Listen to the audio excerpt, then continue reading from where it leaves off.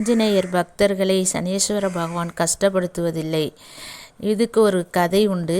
ராம காரியமாக பாலம் அமைக்கும் வேளையில் ஆஞ்சநேயர் ஈடுபட்டிருக்கும் பொழுது அவரை பிடிக்க வேண்டிய நேரம் வந்ததால் சனீஸ்வரர் அவரிடம் சென்று, உன்னை பிடிக்க வேண்டிய நேரம், என்ன செய்வது, உனக்கு ஒரு ஆப்ஷன் தரேன், நான் எங்கே அமர்ந்துக்கலான்னு நீயே சொல்லு அப்படின்னு சொல்லும் பொழுது ஆஞ்சநேயர் என்ன செஞ்சார்னா, என் தோளில் உட்காந்துக்க அப்படின்னு சொல்லிடுறாரு. அவர் உட்காந்துக்கிறார் சனீஸ்வர பகவான்.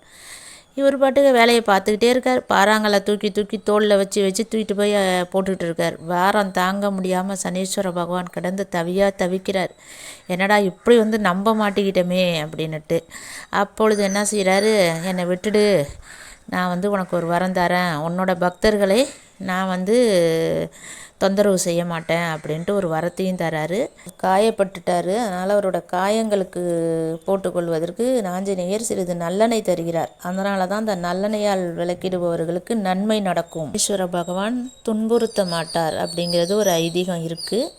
இன்றைய தினம் நல்லெண்ணெய் இட்டு தீபமேற்றி ஆஞ்சநேயரை வழிபட்டு பலனடைங்கள். ஜெய் ஆஞ்சநேயா. நான் உங்கள் சக்தி உமா.